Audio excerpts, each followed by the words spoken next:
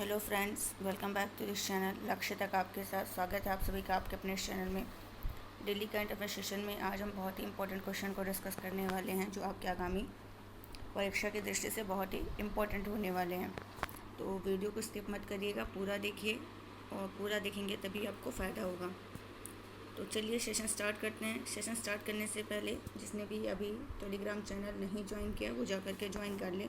यहाँ पे आपको PDF मिल जाया करेगी जो लेक्चर हम लोग डिस्कस करेंगे, और बाकी कुछ क्वेश्चंस यहाँ डेली प्रैक्टिस के लिए डाले जाते हैं जिसे आप उसे सॉल्व कर सकते हैं।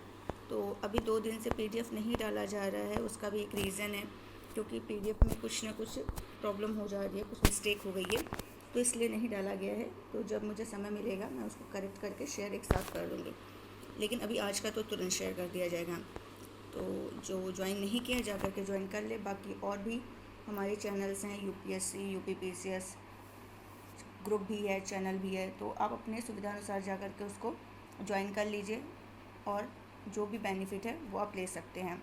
और जैसे हमारे इंस्टाग्राम से जुड़ना है वो भी जा कर के जुड़ सकता है। सबकी लिंक आपको हमारे इस यूट्यूब चैनल के डिस्क्रिप्शन बॉक्स में मिल जाएगी। तो चलिए आज का सेशन स्टार्ट करते हैं। आज का सेशन स्टार्ट करने से पहले हमें आज का मोटिवेशन कोट देख लेते हैं कि क्या है। क्या कह रहा है? यदि 4 चीज़ों का पालन किया जाता है, कौन से 4 चीज़ें हैं जिसका पालन अगर किया जाए तो वो हमें हासिल करने से कोई भी रोक नहीं सकता है। तो वो क्या है? एक महान लक्ष्य हो, क्लियर, एक आपका लक्ष्य होना चाहिए, गोल होना चाहिए कि हमें ये पूरा करना है, और उस लक्ष्य के प्रति हमें क्या करना है? ज्ञान प्राप्त करते रहना है। जो भी हमारा लक्ष्य होगा उस पर हमें क्या करना है? ज्ञान प्राप्त करते रहना है। और ज्ञान प्राप्त करना है, सेकंड क्या करना है? आपका कठिन मेहनत करना है, उस पर बहुत ही ज़्यादा हार्डवर्क करने की ज़रूरत है। तीसरा क्या? दृढ़ रहना है कि हमें ये चाहिए तो चाहिए, भले ही असफलता आ जाए लेकिन हमें दृढ़ रहना है कि चलो कोई बात नहीं, अगर एक बार असफल हुए, 2 बार असफल हुए, 3 बार हुए, 4th टाइम्स तो नहीं होंगे। और अगर आपके पास ये चारों चीज़ें हैं, चारों चीज़ों का पालन कंटिन्यू कर रहे हैं, तो आप अपनी लाइफ में कुछ भी हासिल कर सकते हैं। तो चलिए आज का सेशन स्टार्ट करते हैं और देखते हैं कौन सा इम्पोर्टेंट क्वेश्चन आज है आप लोगों के लिए। पहला ही क्वेश्चन आपका बहुत ही इम्पोर्टेंट होने वाला है, वो है कौन सा राज्य देश में पहला चाइल्ड बजट मार्च 2022 में पेश करने वाला राज्य बन गया है? तो कौन सा राज्य है जो चाइल्ड बजट पेश करने वाला बन गया? वो है MP राज्य, क्लियर। तो MP के जो वित्त मंत्री हैं उनका क्या नाम है? जगदीश देवड़ा। जगदीश देवड़ा, उन्होंने अभी क्या हुआ है 22-23 का बजट पेश किया और उसी में इसमें उन्होंने ये घोषणा की। अब ये जो चाइल्ड बजट अलग से पेश कर रहे हैं, प्रस्तुत कर रहे हैं, तो इसमें क्या है? तो इसके जरिए क्या होगा? जो बच्चों की एजुकेशन है, शिक्षा है, हेल्थ है, शिक्षा, स्वास्थ्य यानी हेल्थ, एजुकेशन, और जो उनका पोषण जैसी जो भी व्यवस्थाएं होंगी वो इस बजट के थ्रू क्या है? सुनिश्चित की जाएंगी। अभी तक क्या है कि जो 17 विभाग हैं उसमें बच्चों के लिए योजनाएं चल रही हैं। 17 योजनाओं के तहत 17 विभागों में क्या है? बच्चों के लिए योजनाएं चल रही हैं, और इसमें जो चलने वाली योजनाएं हैं उनको पहली बार एक साथ ले लिया गया है। समझ में आ रहा होगा। और सरकार के द्वारा जो इसके लिए जो चाइल्ड बजट पेश किया गया है, इसमें कितने रुपए का प्रावधान किया गया है? तो 57,800 का प्रावधान किया गया है। आई थिंक क्लियर हो गया होगा। तो इसको 2 कैटेगरी में रखा गया है। कौन सी 2 कैटेगरी है? पहली कैटेगरी है कि जो अभी मैंने बताया कि 17 विभाग के अंतर्गत, तो जो चिन्हित विभाग हैं उनके लिए ऐसी योजनाएं जहां क्या करना है? लगभग 100% यानी 100% प्रावधान जो है किससे संबंधित है? चाइल्ड से ही, बच्चों से ही, चिल्ड्रन से ही संबंधित है। एंड जो सेकेंड कैटेगरी है उसमें ऐसी योजनाएं होंगी जिनमें एटलीस्ट जो होगा यानी कम से कम होगा वो 30% प्रावधान किससे होगा? बच्चों से संबंधित होगा। आई थिंक क्लियर हो गया होगा। अब देख लेते हैं यूनिसेफ की गाइडलाइन। यूनिसेफ की क्या गाइडलाइन है बच्चों के संदर्भ में, देख लेते हैं। यूनिसेफ के अनुसार क्या है कि जो 18 साल से कम उम्र के बच्चे, 18 साल से जो कम उम्र के हैं, 18 साल से कम उम्र के जो हैं वही चाइल्ड माने जाते हैं, क्लियर। और चाइल्ड बजट जो है उसको किसके अंतर्गत रखा जाता है, यूनिसेफ की गाइडलाइन के अनुसार किसके अंतर्गत रखा जाता है, महिला और जो बाल विकास उसके अंतर्गत रखा जाता है। क्लियर। तो अभी ये कहा गया मतलब कि जो एमपी है उसमें जो भी योजनाएं 0 से लेकर के 18 से कम उम्र के बच्चों के लिए चल रही हैं उनका अब क्या होगा, अलग से बजट होगा। जैसे इसमें पार्क, आंगनबाड़ी, स्कूल, एजुकेशन और जो भी प्ले के लिए, खेल कूद के लिए, गेम्स के लिए जो भी होने वाला खर्च है वो इसमें क्या होगा, ऐड होगा। अब इससे क्या सरकार के लिए इजी हो जाएगा। सरकार अब जब चाइल्ड बजट अलग से पेश हो गया तो सरकार के क्या करेगी, तो उनको ये पता हो जाएगा कि बच्चों पर हम एक्चुअली खर्च कितना कर रहे हैं और हमें उसका रिजल्ट आखिर में क्या मिल रहा है। तो ये पूरी इसकी कहानी थी जो कि मैंने आपको बता दी और उम्मीद है आपको समझ में आया होगा। नेक्स्ट चलते हैं। अंतर्राष्ट्रीय गणित दिवस हर साल विश्व स्तर पर कब मनाया जाता है? तो कब मनाया जाता है अंतर्राष्ट्रीय गणित दिवस? ये 14 मार्च को मनाया जाता है। और इसकी थीम इस बार की क्या रखी गई है? मैथ्स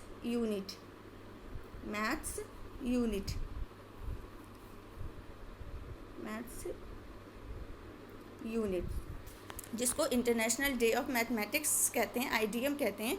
ये 14 मार्च को ये मनाया जाता है। और इसे अंतर्राष्ट्रीय गणित दिवस को पाई दिवस भी कहते हैं, पाई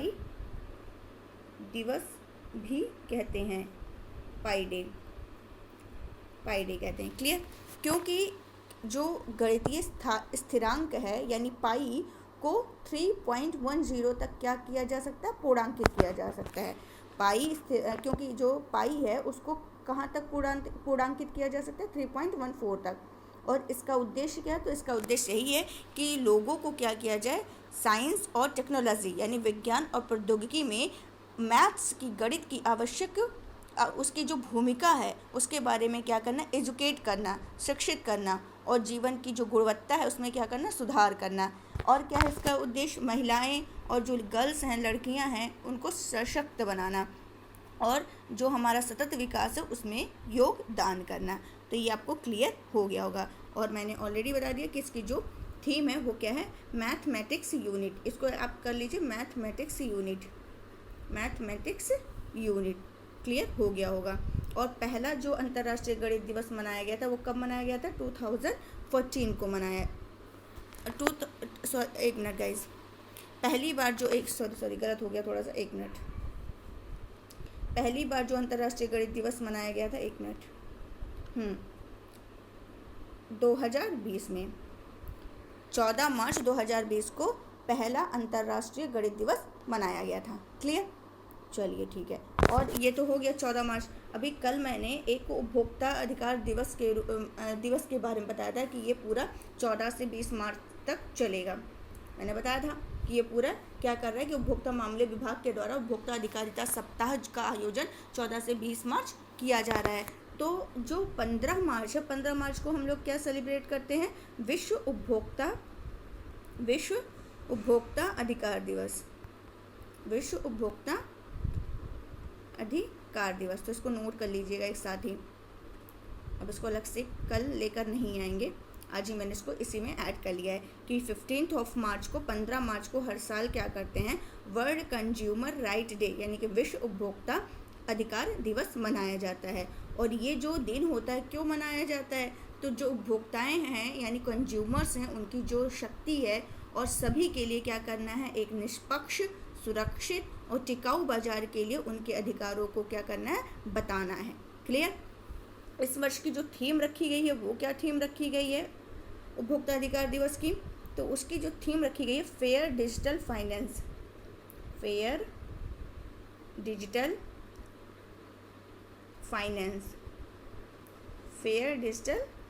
फाइनेंस। आई थिंक क्लियर हो गया होगा। और ये कहाँ आयोजन किया जा रहा है, नई दिल्ली में किया जा रहा है। और उपभोक्ताओं के क्या अधिकार दिए गए हैं इसके तहत, तो सुरक्षा का अधिकार, सूचना का अधिकार, चुनने का अधिकार, सुने जाने का अधिकार, निवारण की मांग करने का अधिकार, उपभोक्ता शिक्षा का अधिकार, बुनियादी जरूरत की संतुष्टि का अधिकार, आवश्यक वस्तुओं और सेवाओं का अधिकार, स्वस्थ पर्यावरण का अधिकार तो उम्मीद है आपको क्लियर हो गया होगा। चलते हैं अपने नेक्स्ट क्वेश्चन की तरफ, देख लेते हैं क्या। नेक्स्ट क्वेश्चन की तरफ चलने से पहले कुछ हम लोग क्या करते हैं, मार्च के जितने भी मेन दिवस हैं वो हम लोग रिवीजन कर लेते हैं। जैसे मैंने क्या बताया था, 1 मार्च को क्या मनाते हैं, शून्य भेदभाव दिवस मनाते हैं। 2 मार्च को क्या मनाया गया था, सिविल लेखा दिवस मनाया गया था। किस नंबर का मनाया गया था, 46 नंबर का इस बार मनाया गया था। 3 मार्च को क्या मनाया गया था, विश्व वन्य जीव सप्ताह। क्लियर। और इसकी थीम क्या रखी गई थी, विश्व वन्य जीव सप्ताह की थीम इसलिए बता रही हूँ क्योंकि इम्पोर्टेंट है। पारिस्थितिकी तंत्र की बहाली के लिए प्रमुख प्रजातियों को दोबारा पाना। 3 मार्च को एक और डे मनाया गया था, विश्व श्रवण दिवस। क्लियर। 4 मार्च को राष्ट्रीय सुरक्षा दिवस। 8 मार्च अंतर्राष्ट्रीय महिला दिवस। 14 मार्च अभी जो मैंने बताया अंतर्राष्ट्रीय गणित दिवस। और 15 मार्च विश्व उपभोक्ता दिवस। 10 मार्च को भी हम लोगों ने कुछ सेलिब्रेट किया था, क्या किया था, विश्व किडनी दिवस। और कब मनाया गया था, 10 मार्च को इस बार मनाया गया, लेकिन वैसे ये सेलिब्रेट किया जाता है मार्च महीने के दूसरे गुरुवार को। क्लियर। तो ये आपको ध्यान रखना है। चलते हैं अब अपने नेक्स्ट क्वेश्चन की तरफ। और अगर बात करें कि जो अंतर्राष्ट्रीय गणित दिवस, ये जो हम लोग पढ़ रहे थे इस क्वेश्चन को, तो रामानुजम पुरस्कार इस बार गणित के उस क्षेत्र में मिलता है, किसको मिला है, तो नीना गुप्ता। क्लियर। और अगर मैंने अंतर्राष्ट्रीय गणित दिवस बताया, तो अगर पूछ ले कि राष्ट्रीय गणित दिवस ये कब मनाया जाता है, राष्ट्रीय गणित दिवस, तो ये मनाया जाता है आपका 22 दिसंबर। तो ये भी ध्यान रखना है। चलते हैं नेक्स्ट क्वेश्चन की तरफ। 11वें खेल महाकुंभ, ये भी बहुत ही इंपॉर्टेंट क्वेश्चन है आपका, का शुभारंभ प्रधानमंत्री नरेंद्र मोदी ने कहाँ किया है, तो ये कहाँ किया गया है, अहमदाबाद। कहाँ किया गया है इसको, अहमदाबाद में इसका किया गया है। अब चलिए, ये तो ठीक है अहमदाबाद में किया गया है, और इसमें ये जानना है, 1 मिनट बता रहे हैं कि ये जो अहमदाबाद में किया गया है, चलिए ठीक है। और ये किस स्टेडियम में, अगर पूछ ले किस स्टेडियम में, तो अहमदाबाद का कौन सा फेमस स्टेडियम है जो कि विश्व का सबसे बड़ा स्टेडियम है, तो वो है मोटेरा स्टेडियम। क्लियर। तो यहीं पर इन्होंने प्रधानमंत्री नरेंद्र मोदी जी ने क्या किया है, 11वें खेल महाकुंभ का शुभारंभ किया है। 1 मिनट, यहाँ लिखा भी होगा, मैं आपको दिखा दे रही हूँ। ये देखिए, अहमदाबाद के सरदार पटेल स्टेडियम में खेल महाकुंभ 2022 का शुभारंभ किया गया। इसी का नाम है मोटेरा स्टेडियम। क्लियर। ये जो अभी मैंने बताया कि 11वें खेल, तो ये जो 1 मिनट, यहाँ मैं क्वेश्चन के पास चलती हूँ। 11वां खेल इन्होंने बताया, तो ये जो है ये खेल कब स्टार्ट किया गया था, 2010 में, यानी 12 साल पहले, यानी कि 2010 में, जब मोदी जी कहाँ पर, गुजरात के क्या थे, सीएम थे। 2010 में जब गुजरात में ये मोदी जी जो क्या थे, सीएम थे गुजरात के, तभी इन्होंने वहाँ पर गुजरात में ही खेल महाकुंभ की शुरुआत की थी। तो अभी इसको क्या हो गया है, मतलब 11वां ये स्टार्ट किया गया है, ये 12 साल पहले स्टार्ट की गई थी। और तो ये आपको ध्यान रखना है, इसलिए ये इम्पॉर्टेंट हो जाता है। और अगर आपको, और इसमें जो है 36 सामान्य खेल हैं आयोजित किए जाएंगे, और 26 जो हैं पैरा खेल। क्लियर। इतना आपको क्लियर हो गया होगा। और अहमदाबाद की बात करें, ये किस नदी के किनारे है, साबरमती नदी के किनारे है। चलिए और भी कुछ देख लेते हैं। मणिपुर में क्या है, देश की पहली नेशनल स्पोर्ट्स यूनिवर्सिटी की स्थापना की गई है।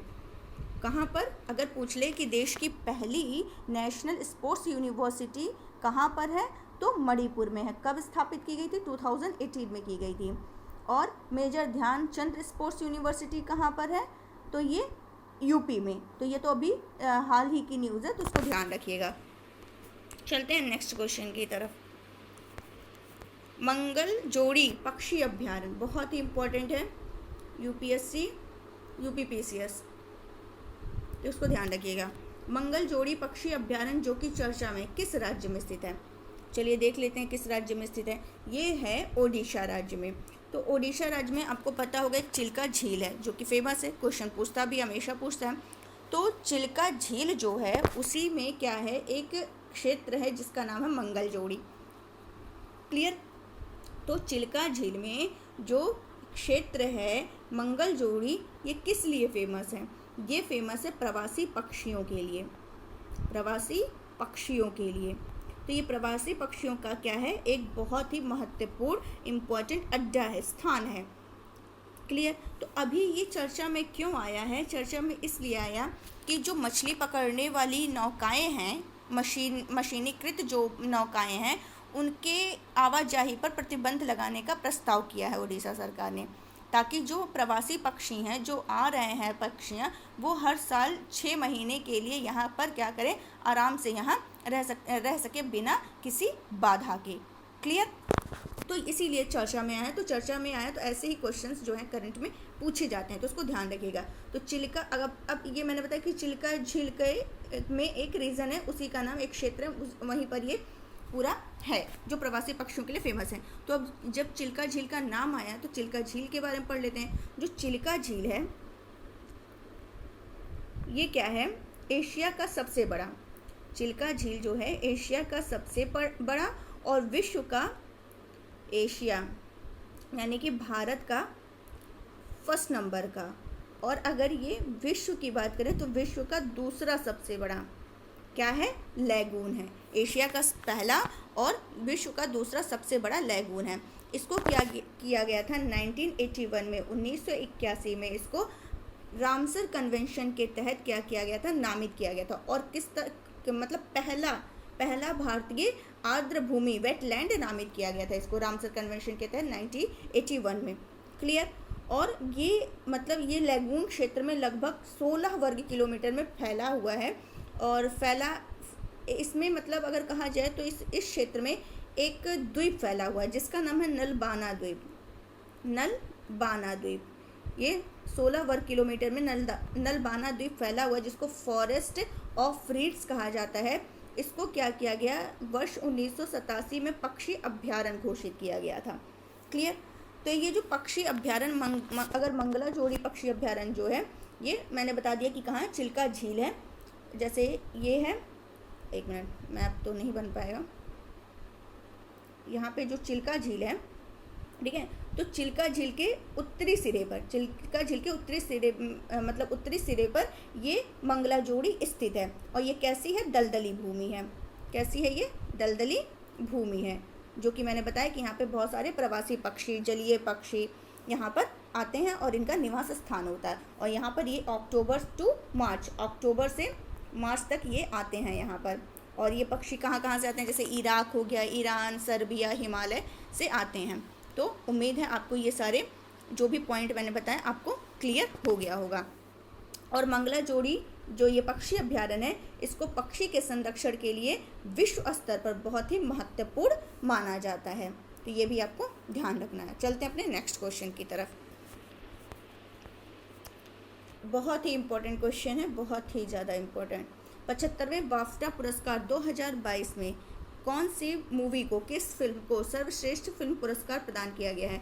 तो किसको प्रदान किया गया है? The power of the dog, the power of the dog. तो पहले तो ये ध्यान रखना कि बाफ्टा पुरस्कार इस बार कौन से नंबर का था? 75वें नंबर का था। और दूसरी आपको क्या ध्यान रखनी, बाफ्टा, बाफ्टा का स्पेल ये होता है बाफ्टा। क्लियर। तो बाफ्टा की स्पेलिंग ये होती है, तो इसका मतलब बी से ब्रिटिश, ए से एकेडमी, एफ से फिल्म, क्लियर, टी से टेलीविज़न, ए से आर्ट्स, यानी कि British academy of film and television arts. तो इसमें आपको ये ध्यान रखना है कि इसमें क्या किया गया है, 2021 की जो सर्वश्रेष्ठ राष्ट्रीय या विदेशी फिल्म है उसी के लिए ये किया गया है। तो चलिए देख लेते हैं। तो इसको क्या कहा जाता है? बाफ्टा पुरस्कार के रूप में जाना जाता है। और लंदन का एक हॉल है जिसका नाम है रॉयल अल्बर्ट, उसी में इसका आयोजन किया गया। तो चलिए इतना आपको क्लियर हो गया होगा। और अगर इस जो बाफ्टा पुरस्कार ये जो है, इसकी मेज़बानी किसके द्वारा की गई?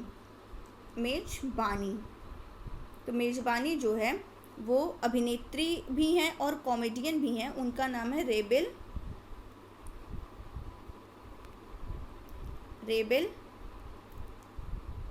Wilson, rebel Wilson. क्लियर हो गया होगा। तो मैंने क्या बताया कि जो सर्वश्रेष्ठ फिल्म पुरस्कार प्रदान किया गया, किसको दिया गया? The power of the dog को दिया गया है। और ये जो पुरस्कार कब से दिया जा रहा है, 1955 1955 से में 1955 से ये हर साल दिया जाता है। क्लियर। और लॉस एंजल्स में हाँ ये तो हो गया। और भी कुछ पुरस्कार की बात करते हैं, लेकिन इसके पहले हम लोग चलते हैं, जो मेन है वो फैक्ट देख लेते हैं। एक मिनट। यहाँ मैंने दे दिया है, PDF हम शेयर कर देंगे। देखिए, सर्वश्रेष्ठ film the power of dog, ये आप लोग नोट कर लीजिएगा, इम्पोर्टेंट है। और इसके जो सर्वश्रेष्ठ निर्देशक का खिताब किसको गया है, तो जो द पावर ऑफ द डेग है, ये सॉरी डेग नहीं, डॉग है, उसके सर्वश्रेष्ठ निर्देशक कौन है, जेन कैम्पियन। तो जेन कैम्पियन, ये आपको ध्यान रखना है, ये आपका इम्पोर्टेंट है कि किसको दिया गया, तो जेन कैम्पियन को दिया गया है। चलिए और देख लेते हैं। और प्रमुख भूमिका में सर्वश्रेष्ठ अभिनेत्री का खिताब किसको मिला है, जोआना स्कैनलॉन को मिला है। ठीक है। और सर्वश्रेष्ठ अभिनेता का विल स्मिथ। तो ये चारों तो आपको ध्यान रखना ही रखना है कि अभिनेत्री एरियाना डेबोस, एक्टर विल स्मिथ, सर्वश्रेष्ठ डायरेक्टर वही जो फिल्म है the power of the dog के ही जेम्स कैम्पियर। तो ये आपको क्लियर हो गया होगा। और ये जो ब्रिटिश अकादमी फिल्म अवार्ड है, इसमें श्रद्धांजलि किसको दी गई, तो लता मंगेशकर जी को दी गई। तो ये आपको सारा फैक्ट जो भी था क्लियर हो गया होगा। मैंने यहाँ सारा दे दिया, एक बार आप लोग एक झलक देख लीजिएगा सब। ये देखिए, यहाँ है भी आज की न्यूज़पेपर में the power of the dog बनी सर्वश्रेष्ठ फिल्म। तो ये आपको बहुत ज़्यादा। और देखिए, ये देखिए कलाकार रेवल बिल्स ने, जो कि हास्य कलाकार हैं, इन्होंने इसको मेज़बानी की इन्होंने। तो ये ध्यान रखिएगा। चलते हैं अपने नेक्स्ट क्वेश्चन की तरफ, देख लेते हैं। नेक्स्ट क्वेश्चन पर बढ़ने से पहले हम लोग क्या करते हैं, कुछ और फैक्ट्स के रिवीजन कर लेते हैं। जब पढ़ ही रहे हैं तो ठीक से पढ़ते हैं, ताकि रिवीजन भी होता रहे और हमारे नए करंट भी तैयार होते रहे, रिवीजन भी होता रहे। तो चलिए क्या समझते हैं इसके बारे में। एक मिनट। जो 93 नंबर का, एक मिनट, 93 नंबर का इस बार कौन सा हुआ था, ऑस्कर पुरस्कार। 93 नंबर का जो ऑस्कर पुरस्कार था वो कहाँ दिया गया, लॉस एंजल्स में।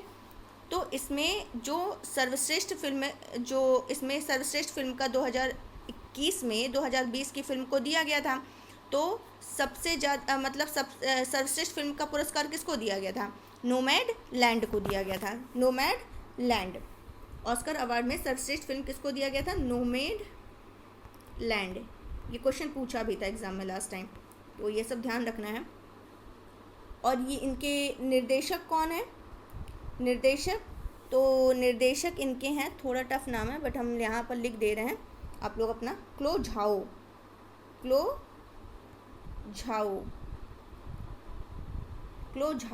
क्लियर, ये आपको क्लियर हो गया होगा। और अगर बात करें Dada Saheb Phalke international film festival award की, तो ये अभी हाल ही में दी गई थी, 20 फरवरी 2022 को आयोजित किया गया था Dada Saheb Phalke international film festival award.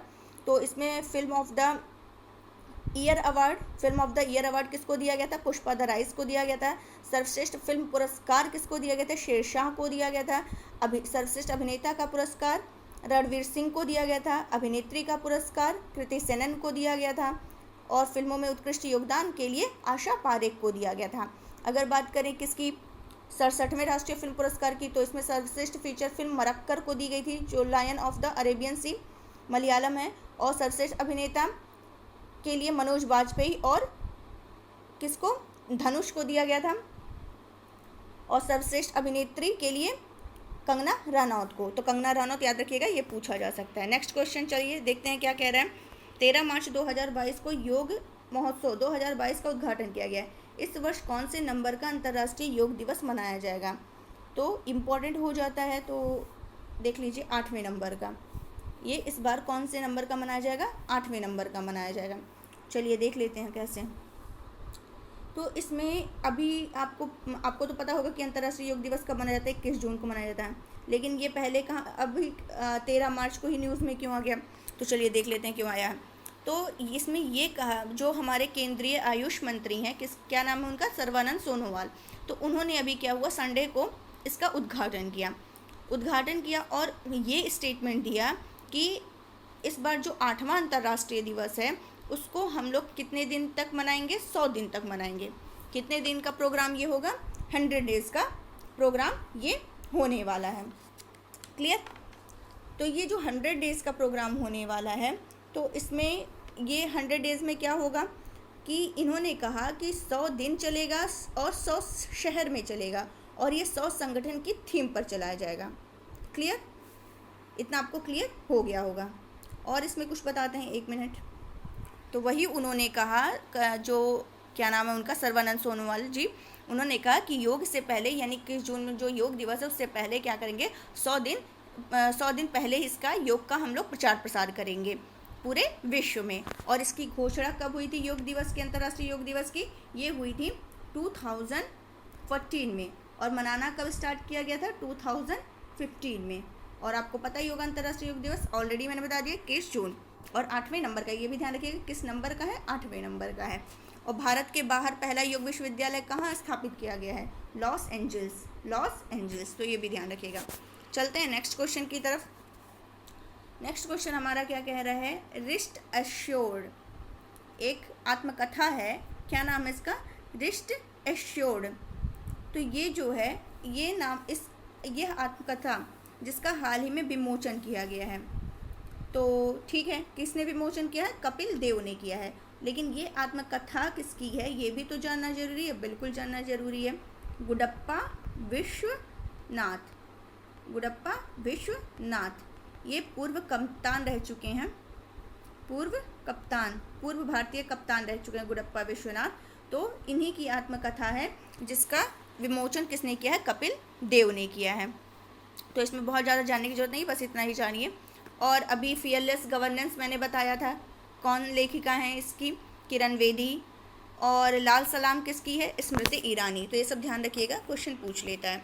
Next question है, देखिए बहुत ही बढ़िया क्वेश्चन है ये, तो बहुत ही बढ़िया है, तो चलिए देख लेते हैं कितना बढ़िया है। म्यूजियम ऑफ द फ्यूचर कहाँ स्थित है? तो संयुक्त अरब अमीरात में स्थित है, और वो भी कहाँ पर? अबू धाबी में। ठीक है, अभी हम आपको एक इमेज दिखा रहे हैं, ये देखिए ध्यान से। यहाँ आप नोटिस भी कर रहे होंगे कि म्यूजियम ऑफ द फ्यूचर ये लिखा हुआ है, म्यूजियम ऑफ द फ्यूचर। इसे फ्यूचर क्यों कहा जा रहा है? इस म्यूजियम को फ्यूचर क्यों कहा जा रहा है? ये अभी हाल ही में इसको मतलब दर्शकों के लिए खोल दिया गया, जो कि दुनिया की सबसे खूबसूरत इमारत है, विश्व की सबसे खूबसूरत इमारत है, जिसको नाम दिया गया म्यूजियम ऑफ द फ्यूचर। ये दुबई में स्थित है, और ये कितने फ्लोर है? इसमें 7 फ्लोर हैं, 7 मंजिला है। और इसके ये जो आप देख रहे हैं ऊपर की वॉल जो है, दीवार जो है, ये इसमें इसका जो फ्रेमिंग की गई है, वो किससे की गई है? फाइबर ग्लास और स्टेनलेस स्टील से बना हुआ है। क्लियर? और इसमें क्या किया जाएगा, ये अगर इसमें क्या कहा गया है कि ये म्यूजियम ऑफ द फ्यूचर है, तो पहले तो ये देख लेते हैं, ये दुबई फ्यूचर फाउंडेशन के लिए बनाया गया इस म्यूजियम को, और ये पूरी तरह से ही फ्यूचर को समर्पित है। तो कैसे आप कहेंगे फ्यूचर को समर्पित है? तो ये क्या करेगा, जो म्यूजियम विजिटर्स होंगे उनको फ्यूचर की जर्नी पर ले जाएगा, और वो कब तक की जर्नी पर? 2071। अभी 2022 चल रहा है, लेकिन ये कब तक का फ्यूचर बता देगा? 2071 तक के फ्यूचर के बारे में ये बता देगा। क्लियर है? इसीलिए इसको क्या नाम दिया गया है? म्यूजियम ऑफ द फ्यूचर, कि 2021 तक का जो विश्व का सफ़र ये आपको करा देगा, वो भी किसके साथ? तकनीकी विकास के साथ, टेक्नोलॉजी के साथ आपको ये पूरी दुनिया का 2071 तक के विश्व का ये सफ़र करा देगा। अगर हम संयुक्त अरब अमीरात के बारे में देखें, तो इसके बारे में कई बार हम लोग फैक्ट देख चुके हैं, लेकिन रिवीजन करते रहना चाहिए ताकि हम लोग की चीज़ें क्या हो, ऑन टंग हो जाएं। तो भारत के बाहर पहला IIT कहाँ स्थापित किया गया है? यहीं स्थापित किया गया, संयुक्त अरब अमीरात में ही है। ठीक है, पहली पेपरलेस सरकार कौन सी बनी है विश्व की? UAE ही बनी है, यानी संयुक्त अरब अमीरात ही बनी है। और होप मिशन किससे संबंधित है? यहीं से संबंधित है, जो कि मंगल के लिए है। गोल्डन वीजा यहीं का है, या इसकी राजधानी क्या है संयुक्त अरब अमीरात की? अबू धाबी है। तो इससे रिलेटेड आप सबको सारे फैक्ट क्लियर हो गए होंगे। चलते हैं नेक्स्ट क्वेश्चन देख लेते हैं क्या कह रहा है। केंद्रीय मंत्री जितेंद्र सिंह ने 12 मार्च 2022 को उत्तर भारत का पहला अंतरिक्ष केंद्र केंद्र सतीश धवन अंतरिक्ष विज्ञान केंद्र का उद्घाटन किया। इंपॉर्टेंट है, बहुत ही इंपॉर्टेंट है भी। केंद्रीय मंत्री जितेंद्र सिंह ने 12 मार्च 2022 को उत्तर भारत का पहला अंतरिक्ष केंद्र सतीश धवन अंतरिक्ष विज्ञान केंद्र का उद्घाटन कहाँ किया है? जम्मू में किया है और उसका नाम क्या है? जम्मू केंद्रीय विश्वविद्यालय। जम्मू केंद्रीय विश्वविद्यालय, इसका उद्घाटन किया गया है। कहाँ? उत्तर भारत का ये पहला है। क्लियर? और ये तो मैंने बता दिया। अभी तक क्या था कि केरल के बाद, साउथ में केरल है, भारत के जो हमारा भारत है साउथ में, दक्षिण में केरल राज्य है, तो केरल के बाद देश का अपनी तरह का ये दूसरा केंद्र है, यानी कि साउथ में एक, और अभी क्या हुआ, नॉर्थ में भी हो गया।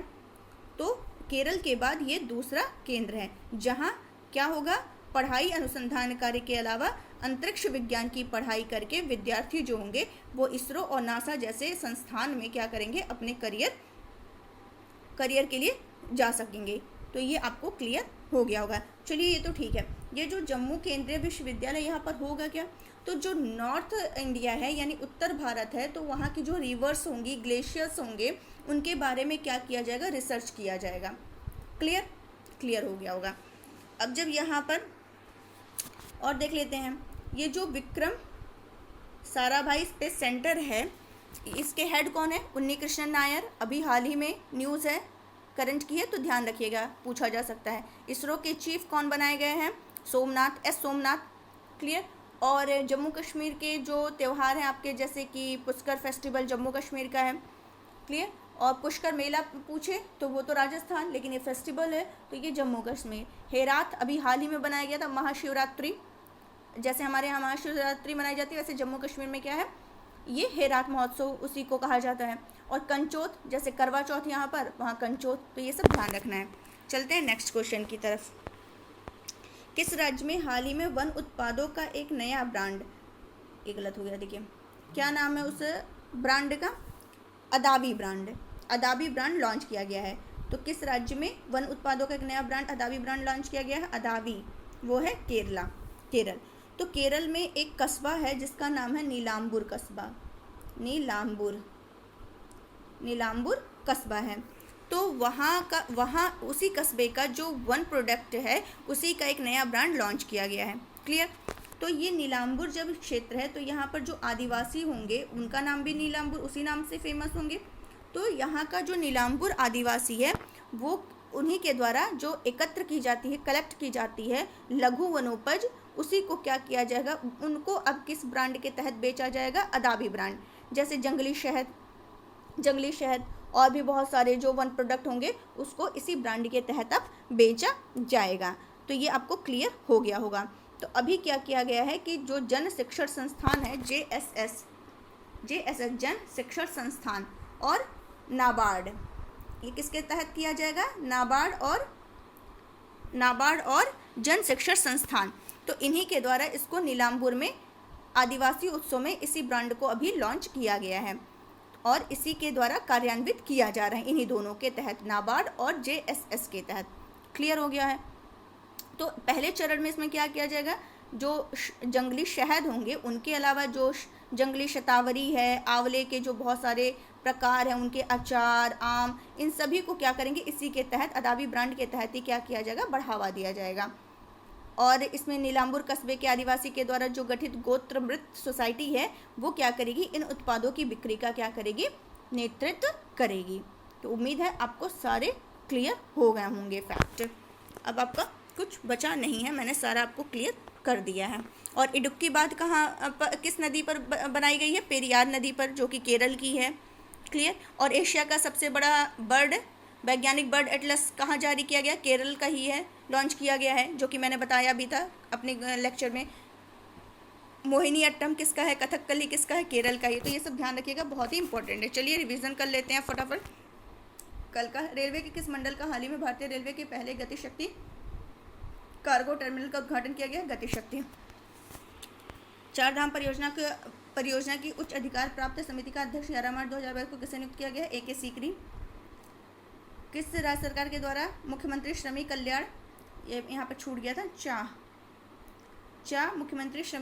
मुख्यमंत्री चाय श्रमिक कल्याण प्रकल्प की घोषणा की गई है? त्रिपुरा, जो कि चाय के लिए थी, मैंने बताया था, महिलाओं के लिए है। और किसे हाल ही में भारतीय बीमा नियामक और विकास प्राधिकरण का अध्यक्ष नियुक्त किया गया? देवाशीष पांडे को। स्वीडन संस्थान है वीडहैम, इसके द्वारा जारी लोकतंत्र रिपोर्ट में भारत किस स्थान पर है? 93। 10 से 15 मार्च तक साहित्य उत्सव 2022 का आयोजन कहाँ किया जा रहा है? न्यू दिल्ली। मोदी जी ने किस राज्य में स्थित राष्ट्रीय रक्षा विश्वविद्यालय राष्ट्र को समर्पित किया है? गुजरात के गांधीनगर। उपभोक्ता अधिकारिता सप्ताह का आयोजन उपभोक्ता मामले विभाग द्वारा कब से कब तक आयोजन किया जा रहा है? 14 से 20 मार्च। चर्चा में रहा नॉर्ड स्ट्रीम 1 गैस पाइपलाइन किन 2 देशों के मध्य स्थित है? तो ये गलत है, रशिया और जर्मनी। रशिया और जर्मनी।